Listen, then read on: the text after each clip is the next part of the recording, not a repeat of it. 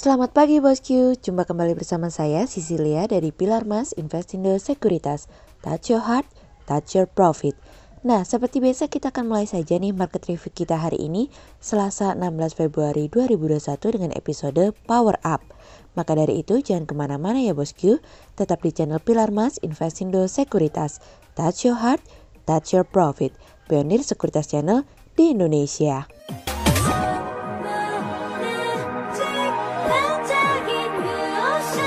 Seperti biasa kita akan mulai dari Global Economics Calendar. Ada berita dari Eurozone Industrial Production SA month on month yang turun dari sebelumnya 2,6% menjadi minus 1,6%. Kemudian ada dari WDA year on year yang turun dari sebelumnya minus 0,6% menjadi minus 0,8%. Kemudian ada dari Eurozone Trade Balance SA yang naik dari sebelumnya 24,9 billion menjadi 27,5 billion. Sementara NSA naik dari sebelumnya 25,8 billion menjadi 29,2 billion. Kemudian kita beralih ke corporate news. Ada berita dari PT Silo Maritim Perdana Tbk atau SHIP yang terus berupaya untuk memperoleh kontrak anyar pada tahun ini dari kontan.go.id. Kemudian ada dari PT Aneka Tambang Tbk atau ANTM yang mengumumkan target produksi dan penjualan komoditas utamanya, yakni Teronikel, biji nikel, emas, dan biji bauksit pada tahun 2021 dari kontan.go.id. Kemudian ada dari PT Kawasan Industri Jababeka Tbk atau KIJA yang berencana menganggarkan belanja modal atau capital expenditure sekitar 200 miliar rupiah dari kontan.go.id. Kemudian pada perdagangan hari Senin tanggal 15 Februari 2021, IHSG ditutup menguat sebesar 47 poin atau 0,77% menjadi 6.270. Sektor industri dasar, aneka industri, properti, infrastruktur, perdagangan, keuangan, perkebunan bergerak positif dan menjadi kontributor terbesar pada kenaikan IHSG kemarin. Sementara investor asing mencatatkan penjualan bersih sebesar 693 miliar rupiah. Kemudian kita akan masuk ke market review kita hari ini. Cerita hari ini akan kita awali dari Singapura optimis. Singapura berusaha untuk menghibur diri dengan rasa optimis dengan kembali memberikan proyeksi bahwa tahun 2021 ini akan menjadi tahun pemulihan yang dimana didukung oleh kehadiran stimulus yang lebih besar yang dimana stimulus tersebut sudah dimasukkan dalam anggaran tahunan yang disampaikan minggu ini. Kementerian Perdagangan dan Industri kemarin menyampaikan bahwa dirinya mempertahankan proyeksi pertumbuhan ekonomi di tahun 2021 di kisaran 4 hingga 6% untuk tahun 2021. Proyeksi ini juga mempertimbangkan proses vaksinasi yang sedang terjadi di negara-negara maju yang dimana khususnya Amerika dan Eropa juga akan mencapai vaksinasi separuh populasi di semester kedua tahun ini.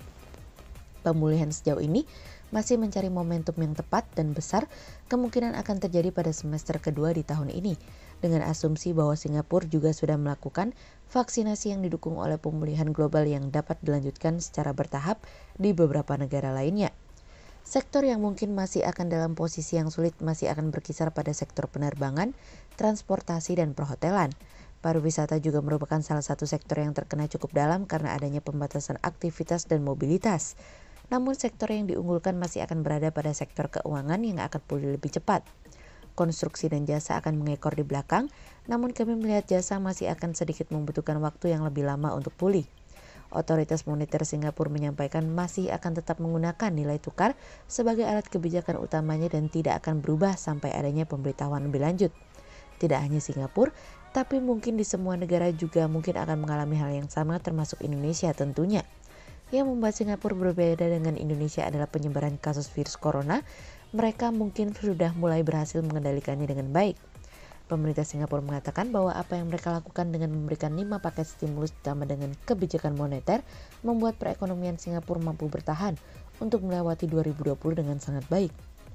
Singapura berdasarkan data ekonomi kemarin rilis data pertumbuhan ekonomi secara quarter over quarter 4 kemarin berhasil tumbuh dari sebelumnya 2,1% menjadi 3,8% dan tingkat pertumbuhan ekonomi tahun 2020 berhasil membaik dan berada di kisaran minus 5,4%. Kuartal 4 2020 boleh dikatakan memberikan pijakan yang lebih baik secara keseluruhan untuk menutupi kekurangan pada kuartal sebelumnya. Tentu saja kami cukup senang karena Singapura merupakan salah satu mitra dagang terpenting bagi Indonesia. Dan pemulihan ekonomi Singapura sedikit banyak akan membantu memulihkan perekonomian Indonesia. Semakin banyak mitra dagang Indonesia yang pulih tentu akan mendorong sektor-sektor dalam negeri juga untuk mengalami proses pemulihan. Kemudian cerita selanjutnya datang dari Jepang pun luar biasa. Perekonomian Jepang yang telah dirilis kemarin menunjukkan kinerja yang begitu luar biasa di tengah situasi dan kondisi akan perekonomian yang penuh dengan tekanan akibat virus corona. Menyelesaikan tahun 2020 kuartal 4 year on year dengan tingkat pertumbuhan ekonomi yang konsisten berada di 2 digit memberikan warna tersendiri bagi perekonomian Jepang saat ini. Meskipun turun dari sebelumnya yang berada di 22,7% menjadi 12,7%, tentu hal ini tidak mengubah optimis karena nilai 12,7% berada di atas ekspektasi konsensus pasar sebelumnya. Tingkat pertumbuhan ekonomi kuartal 4 2020 lalu yang menopang perekonomian secara keseluruhan yang sebelumnya berada di 5,3% turun menjadi 3,4% namun tetap di atas ekspektasi kami, yaitu 2,4%. Kenaikan di sektor perdagangan ditambah dengan pengeluaran rumah tangga memberikan kontribusi terhadap kenaikan pertumbuhan. Saat ini perusahaan di Jepang telah siap untuk melihat prospek yang lebih baik ke depannya setelah pembatasan kegiatan ekonomi akan berakhir pada bulan Maret mendatang. Dan konfirmasi Perdana Menteri Jepang Yoshihide Suga terkait dengan vaksin yang akan diberikan di Jepang pada hari Rabu mendorong Nikkei 225 mengalami kenaikan sebesar 1,1% untuk pertama kalinya di atas 30.000 sejak tahun 1990 silam lamanya. Sekarang, fokus utamanya adalah seberapa cepat Jepang melakukan distribusi vaksin dan melakukan vaksinasi dan seberapa cepat pembatasan dicabut. Hal ini akan menjadi poin penting bahwa Jepang mulai melakukan proses pemulihan yang lebih cepat.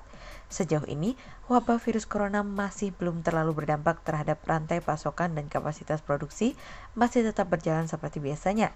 Dan sejauh ini aktivitas rumah tangga masih melakukan konsumsi meskipun masih dalam jumlah terbatas.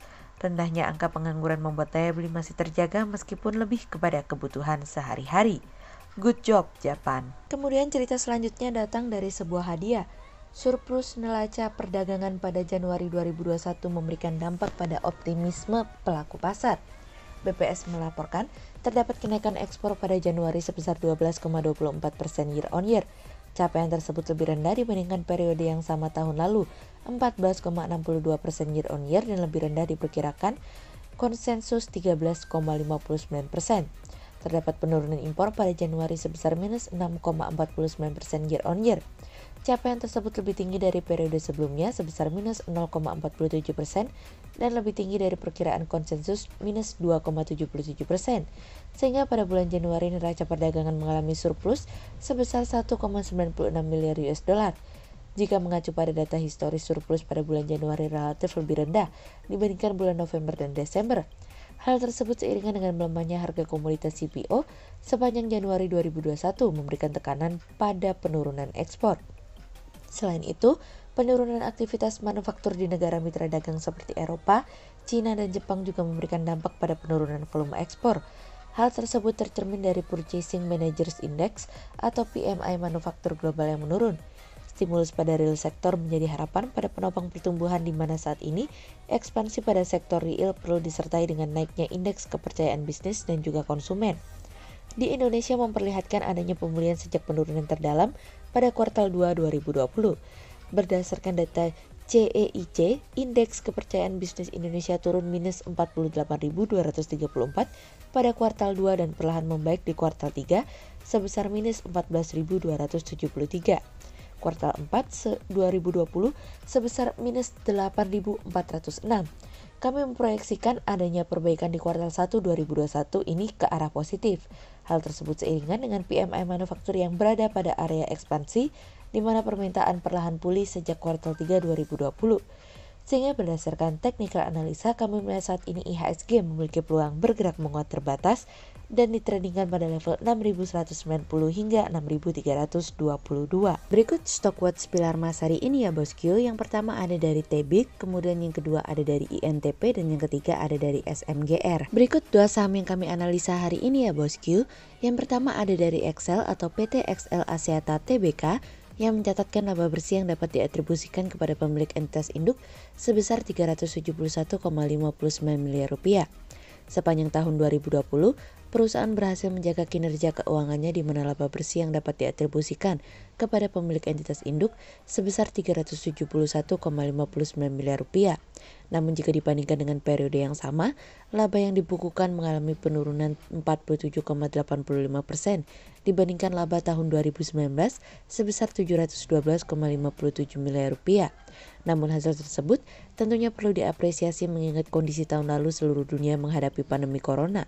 Keberhasilan perusahaan membukukan laba ditopang oleh pendapatan Excel sepanjang 2020 tercatat sebesar 26 triliun rupiah.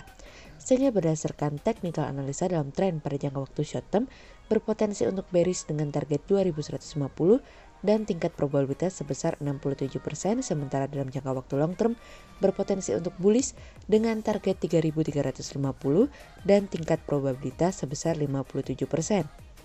Kemudian yang kedua ada dari Antam atau PT Aneka Tambang Tbk yang mengumumkan target produksi dan penjualan komoditas utamanya yakni ferronikel, biji nikel, emas, dan biji bauksit pada tahun 2021.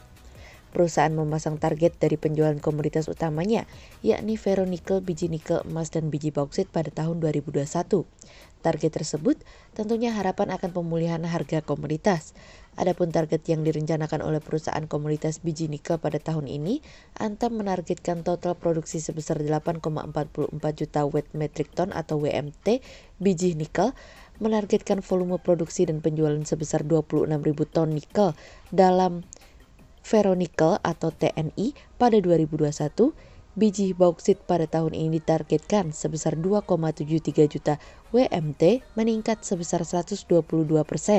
Menargetkan produksi di tahun ini sebesar 1,37 ton emas.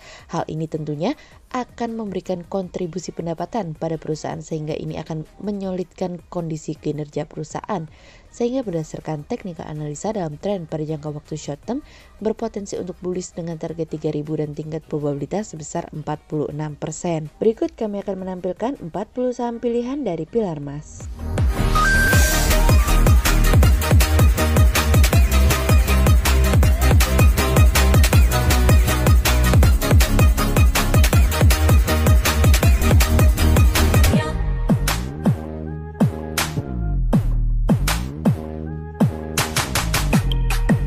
Sekian untuk review market kita kali ini ya bosku. Untuk info lebih lengkapnya bosku bisa download PDF dengan klik link di bawah video ini atau bisa juga langsung akses ke website kami di www.pilarmas-investindo.co.id. Dan jangan lupa untuk selalu jaga kesehatan buat para bosku ya. Kita akan bertemu lagi besok pagi untuk market review yang berikutnya. Jadi jangan lupa like, subscribe, dan tonton terus channel Pilar Mas Investindo Sekuritas. Touch your heart, touch your profit. Pionir Sekuritas Channel di Indonesia.